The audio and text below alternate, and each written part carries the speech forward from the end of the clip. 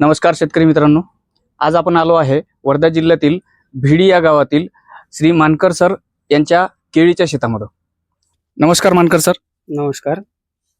या शेतामध्ये आपण धन्वंतरीचं RPS 76 बॅक्टोरिच किट आणि ग्रॅन्युअल हे औषधी दिली होती। याचा तुम्हाला केळीमध्ये काय फरक दिसला? पण केळी जेव्हा लावली त्याच्या 3 महिन्यांनी जे नळी भरणी केल्या जाते, पोंगा भरणी केल्या जाते, तर त्याच्यामध्ये RPS 76 धन्वंतरीचं वापरलं आणि ते 3दा वापरलं तर केळी इतकी सपासप वरती आली। अच्छा। आणि बरेचसे लोक जाणारे येणारे जे म्हणायचे काय इतक्या लवकर अशी कशी केळी आली बुवा ही, तर हे धन्वंतरीचं RPS 76 जे आहे ते वापरल्यामुळे खूप स्पीडली केळी आली।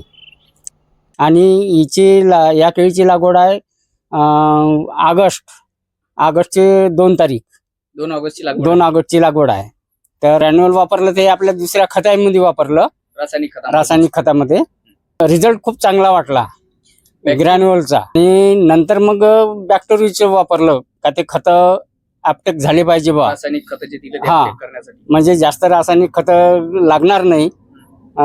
बॅक्टेरियाचा वापर केला, 3 किट वापरले मी इथे, तर इतका जबरदस्त रिझल्ट आहे त्याचा।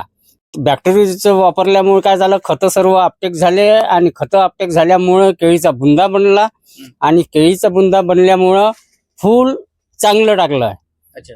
आणि फूल चांगलं टाकलं, लंबेलचक केळं आहे या केळीचे।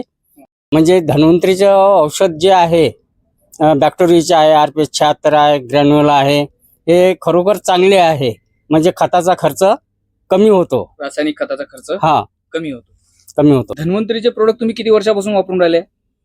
धन्वंतरीचे प्रोडक्ट मी 2 वर्षापासून वापरत आहो। गेल्या 2 वर्षापासून वापरून राहिले। मी धन्वंतरीचं प्रोडक्ट पेरू करता वापरला आहे, टमाटर करता वापरलेला आहे आणि पपई करता सुद्धा वापरलेला आहे। रासायनिक खताचा अतिवापर केल्यामुळं आज आपल्या प्रत्येक शेतकऱ्याच्या जमिनी कडक होत चाललेल्या आहे। बरोबर। आता तुमच्या शेतामध्ये आपण RPS 76 जमिनीतून दिलेलं आहे, सोबत बॅक्टेरियाचे किट, जीवाणूची किट, जे रासायनिक खत आपण टाकलेले आहे ते अपटेक करण्यासाठी जे जीवाणू पाहिजे ते जीवाणू आपण जमिनीतून सोडलेले आहे। सोबत RPS 76 ग्रॅन्युअल हे सुद्धा आपण खतासोबत मिक्स करून दिलेलं आहे। त्याच्यामुळे तुमच्या जमिनीमध्ये काय झालेलं, फायदा काय झालेला आहे ना, बघूया ना आपण। हे बॅक्टेरिया दिल्यामुळं हे माती बघा किती मुलायम माती आहे, माती भुसभुशीत झाली आहे, माती भुसभुशीत झालेली आहे।